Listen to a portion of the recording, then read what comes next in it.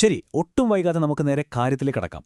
നമ്മളെപ്പോഴും വിചാരിക്കുന്നത് നമ്മുടെ ശരീരം വെറും മാംസവും എല്ലുകളും മാത്രമാണെന്നാണ്, അല്ലേ? എന്നാൽ നിങ്ങളുടെ ദഹനവ്യവസ്ഥയെ അല്ലെങ്കിൽ കുടലിനെ പല വർണ്ണങ്ങളിൽ പൂത്തുനിൽക്കുന്നൊരു വലിയ പൂന്തോട്ടമായി ഒന്ന് സങ്കല്പിച്ചു നോക്കൂ.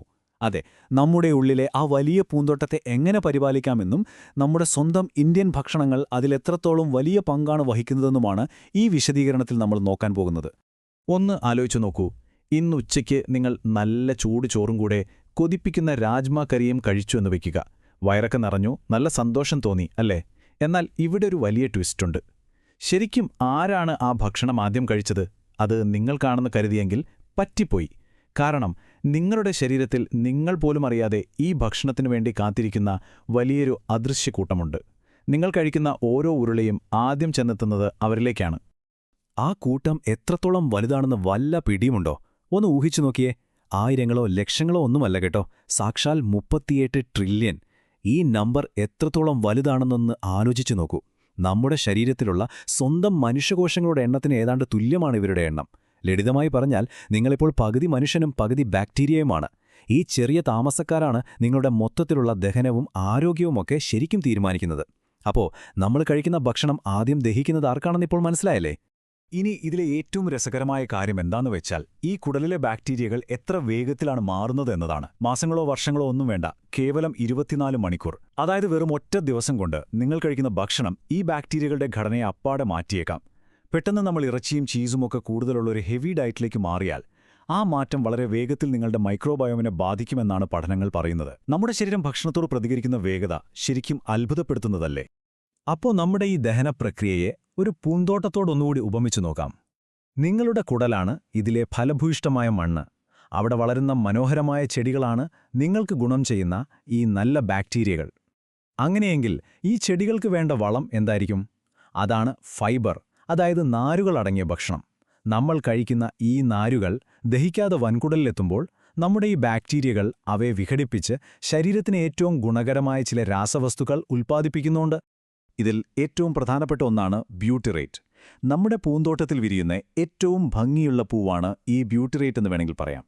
ഇതൊരു ഷോർട്ട് ചെയിൻ ഫാറ്റി ആസിഡാണ്. ഒന്നുകൂടി ലളിതമായി പറഞ്ഞാൽ ഈ ബാക്ടീരിയകൾ പുറപ്പെടുവിക്കുന്ന പ്രകൃതിദത്തമായ ഒരുതരം എനർജി. നമ്മുടെ കുടലിലെ കോശങ്ങൾക്ക് വേണ്ട ഊർജ്ജത്തിന്റെ 70% നൽകുന്നത് ഇവരാണ്. ഇത് കുടലിന്റെ ഭിത്തികളെ സ്ട്രോങ് ആക്കുകയും രക്തത്തിലേക്ക് വിഷവസ്തുക്കൾ കടക്കുന്നത് തടയുകയും ചെയ്യുന്നു. ചുരുക്കത്തിൽ പുറത്തുനിന്നുള്ള കളകളെയും കീടങ്ങളെയും തടഞ്ഞു നിർത്തുന്ന ഒരു സൂപ്പർ വേലിയാണിത്. ഇവിടെ നമ്മൾ ശ്രദ്ധിക്കേണ്ട വളരെ കൗതുകരമായ മറ്റൊരു കാര്യമുണ്ട്. ലോകത്തുള്ള എല്ലാവരുടെയും കുടൽ ഒരുപോലെയല്ല കേട്ടോ. നമ്മുടെ ഇന്ത്യക്കാരുടെ കുടൽ ജൈവശാസ്ത്രപരമായി വളരെ വ്യത്യസ്തമാണ്. നമ്മുടെ കുടലിൽ പ്രിവോട്ടെല്ല എന്നറിയപ്പെടുന്ന ഒരു പ്രത്യേകതരം ബാക്ടീരിയകളാണ് കൂടുതലായിട്ടുള്ളത്. തലമുറകളായി നമ്മൾ കഴിച്ചുപോരുന്ന നാടൻ ഭക്ഷണങ്ങളും പുളിപ്പിച്ച വിഭവങ്ങളുമൊക്കെയാണ് ഈ ബാക്ടീരിയകൾക്ക് ആവശ്യമായ ഊർജ്ജം നൽകുന്നത്. മൈക്രോസ്കോപ്പുകളൊക്കെ കണ്ടുപിടിക്കുന്നതിന് നൂറ്റാണ്ടുകൾക്ക് മുൻപ് തന്നെ എന്ത് കഴിച്ചാലാണ് മനുഷ്യർ ആരോഗ്യത്തോടെ ഇരിക്കുക എന്ന് കൃത്യമായി മനസ്സിലാക്കിയ നമ്മുടെ പൂർവികരുടെ അറിവ് ശരിക്കും അപാരം തന്നെ, അല്ലേ? ഇതൊന്നു നോക്കൂ. ഇത് കൃത്യമായി കാണിക്കുന്നത് നമ്മുടെ മുത്തശ്ശിമാർ ശരിക്കും പണ്ടത്തെ മൈക്രോബയോളജിസ്റ്റുകളായിരുന്നു എന്നതാണ്. നമ്മുടെ പരമ്പരാഗത ഇന്ത്യൻ അടുക്കളകൾ വെറും പാചകപ്പുരകളല്ല, മറിച്ച് മികച്ച ആരോഗ്യ കേന്ദ്രങ്ങൾ കൂടിയാണ്. നമ്മളെന്നും കഴിക്കുന്ന തൈരിൽ ദഹനത്തെ സഹായിക്കുന്ന കോടിക്കണക്കിന് നല്ല ബാക്ടീരിയകളുണ്ട്. പിന്നെ നമ്മുടെ സ്വന്തം ഇഡ്ലിയും ദോശയും, പുളിപ്പിച്ച അരിയിലും ഉഴുന്നിലും നിന്നുള്ള മൈക്രോബുകൾ വയറിന് വളരെ ലഘുവായ ദഹനം നൽകുന്നു. സംഭാരമാകട്ടെ കുടലിന് നല്ല തണുപ്പും ബാക്ടീരിയൽ സപ്പോർട്ടും നൽകും. റാഗിയും മറ്റ് ചെറുധാന്യങ്ങളും കുടലിലെ ആ പ്രിവോട്ടെല്ല ബാക്ടീരിയകൾക്ക് പ്രീബയോട്ടിക് ഫൈബറുകളായി പ്രവർത്തിക്കുന്നു. ഇവയെല്ലാം വെറും ഭക്ഷണങ്ങളല്ല, കുടലിന്റെ ആരോഗ്യത്തിനേയുള്ള കിടിലൻ മരുന്നുകൾ കൂടിയാണ്. എന്നാൽ ഇന്നത്തെ നമ്മുടെ അവസ്ഥ എന്താണ്? പരമ്പരാഗത ഭക്ഷണവും ഇന്നത്തെ പാക്കറ്റ് ഫുഡുകളും തമ്മിൽ വലിയ അന്തരമുണ്ട്. നാരുകൾ നിറഞ്ഞ ആ പഴയ ഭക്ഷണരീതിക്ക് പകരം നമ്മളിന്ന് എണ്ണയിൽ വറുത്തതും പഞ്ചസാര നിറഞ്ഞതുമായ പാക്കറ്റ് സ്നാക്സുകളാണ് കൂടുതലായി കഴിക്കുന്നത്. ഇത് ശരിക്കും നമ്മുടെ ആന്തരിക പൂന്തോട്ടത്തിന് നമ്മൾ തന്നെ തീ വയ്ക്കുന്നതിന് തുല്യമാണ്. ഈ മോഡേൺ ഡയറ്റ് നല്ല ബാക്ടീരിയകളെ പട്ടിണിക്കിടുകയും ആത്യന്തികമായി നമ്മുടെ കുടലിലെ ബാക്ടീരിയകളുടെ വൈവിധ്യം പാടെ ഇല്ലാതാക്കുകയും ചെയ്യുന്നു. ആരോഗ്യകരമായ ഇത്തരം ബാക്ടീരിയകൾ നഷ്ടപ്പെടുന്നത് അമിതവണ്ണം പോലെയുള്ള വളരെ ഗുരുതരമായ രോഗങ്ങൾക്ക് കാരണമാകുമെന്ന് ശാസ്ത്രം നമുക്ക് ശക്തമായ മുന്നറിയിപ്പ് നൽകുന്നുണ്ട്.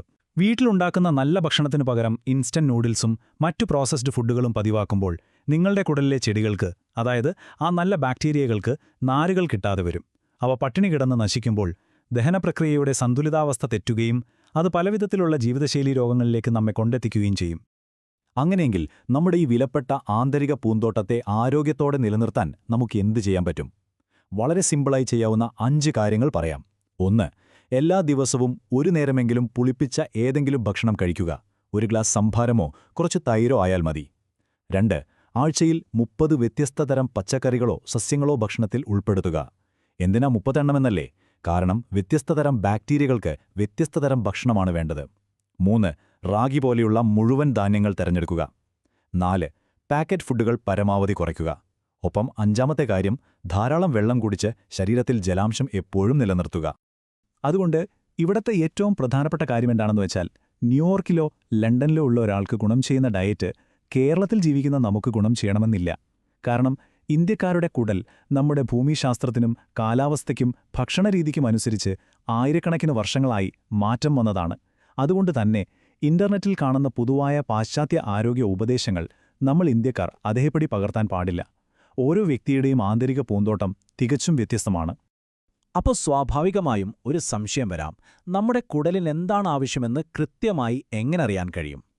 അവിടെയാണ് ആധുനിക ശാസ്ത്രം നമ്മളെ സഹായിക്കുന്നത്.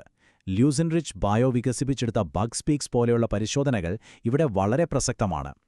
ഇത് നിങ്ങളുടെ കുടലിലെ ബാക്ടീരിയകളെ ശാസ്ത്രീയമായി വിശകലനം ചെയ്യുകയും നിങ്ങളുടെ ജീനോമിക് ഡേറ്റയുടെ അടിസ്ഥാനത്തിൽ നിങ്ങൾക്ക് മാത്രം അനുയോജ്യമായ ഭക്ഷണരീതികൾ നിർദ്ദേശിക്കുകയും ചെയ്യുന്നു. ശരിക്കും പറഞ്ഞാൽ ഇരുട്ടിൽ തപ്പുന്നതിനു പകരം കൃത്യമായൊരു മാപ്പും വെച്ച് മുന്നോട്ടു പോകുന്നതിനു തുല്യമാണിത്. അപ്പോൾ ചിന്തിപ്പിക്കുന്ന ഒരു ചോദ്യത്തോടെ നമുക്ക് ഇന്നത്തെ ഈ വിശദീകരണം അവസാനിപ്പിക്കാം. നിങ്ങളുടെ കുടലിലെ ആ പ്രത്യേക ബാക്ടീരിയകൾക്ക്, ആ കോടിക്കണക്കിന് വരുന്ന നിങ്ങളുടെ സ്വന്തം സൈന്യത്തിന് കൃത്യമായി എന്താണ് ആവശ്യമെന്നറിയാൻ നിങ്ങൾക്ക് ആകാംക്ഷയുണ്ടോ? നിങ്ങളുടെ ഉള്ളിലെ ആ മനോഹരമായ പൂന്തോട്ടം എന്തു വളമാണ് ആഗ്രഹിക്കുന്നതെന്ന് മനസ്സിലാക്കാൻ ശ്രമിക്കുക. അതിനനുസരിച്ച് ഭക്ഷണം ക്രമീകരിക്കുക. ഓർക്കുക, നിങ്ങൾ എന്ത് കഴിക്കുന്നു എന്നത് മാത്രമല്ല, ആരെ ഊട്ടുന്നു എന്നതും പ്രധാനമാണ്. നിങ്ങളുടെ കുടലിന്റെ ആരോഗ്യം സംരക്ഷിക്കുക. ആരോഗ്യത്തോടെ ഇരിക്കുക. വീണ്ടും കാണാം.